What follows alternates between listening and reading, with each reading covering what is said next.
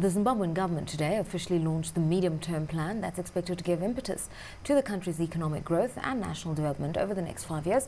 We're joined on the line from Harare. We're speaking to Isaac Kwesu, Head of Research at MMC Capital. Isaac, good afternoon to you.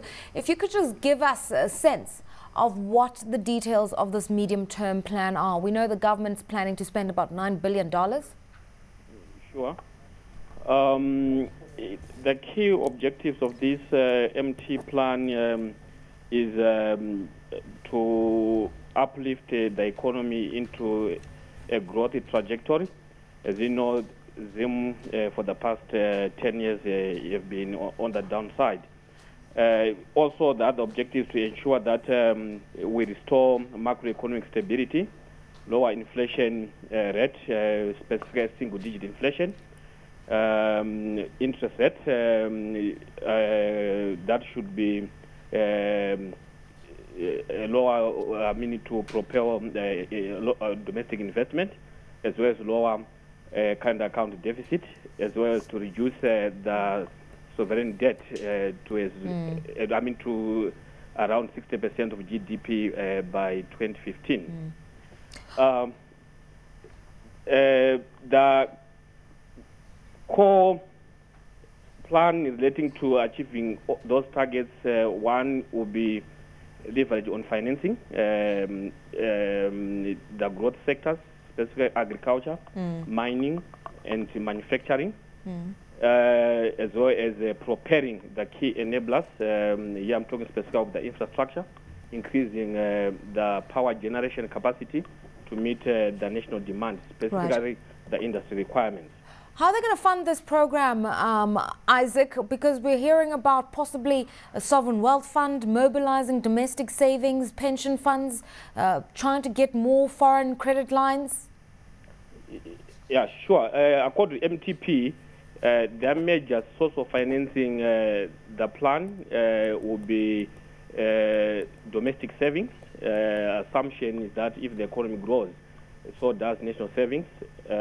Also, there will be enhancing some foreign direct investment efforts to access credit lines, as well as coming up with some public-private partnership arrangements. Let's talk about the prospects for the two areas. The mobilization of domestic savings, that's the first issue. Wages are quite low in Zimbabwe. There's been a huge exodus of skilled Zimbabweans, so there's not a real big pool of people to just try to, generate this financing from. So effectively, it almost sounds too ambitious. And when we talk about credit lines from abroad, we know donors don't want to be involved in Zimbabwe, and many banks don't seem to be willing to take on the risk. Yeah, I agree with you to a large extent. I think this is one of the major mammoth tasks that the government is kind of facing. If you just remember, before we talk about this MTP, we used to have what we call the STEP, and just like this MTP, it required 10 billion, and we failed to access even half of this amount. The government is talking about mobilizing domestic savings. One of the major challenges they are likely to face is currently, with the lower income levels in Zimbabwe, majority of the locals are negative net savers. In fact, they are de-saving as opposed to saving. Only when the economy grows that we expect this saving to grow. But for the economy to grow, the kickstart that is required is this 9.2 billion.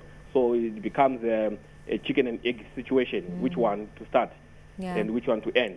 Also, to talk about foreign direct investment or foreign credit lines, with the current political setup in Zimbabwe, where the most foreign investors worry about the safety of their investments, it remains a major challenge if one is to expect much inflows from outside the country. Right.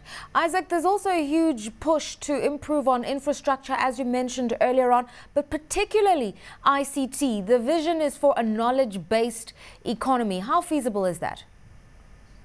It's feasible. But as I've just alluded before, all depend with the funding. But unlike the growth real sectors with ICT, there is a lot of donor-related support that have been engineering or preparing the ICT. But suffice saying, it's still a lot to be done. Zim is still at the end level of technology. We still have to move fast if we have to achieve sustainable growth supported by ICT. There's also talk of privatizing national or public enterprises, particularly as Zimbabwe is the one that's being bandied about. Does the government have the political will? Yes, the will is there. The only problem is, funding. As you know, it has always been difficult for the government to sustain all parastatals, that require fiscal support from it. And AirZim is one. And the current problem that AirZim is currently facing relating to the need, to come up with the new aircraft, the need to meet operational expenditures. All this has been a huge drain, from the fiscus. And what is required maybe going forward would be not only talk about commercial, but going privatization or come up with the short-term solution relating to partnership arrangement.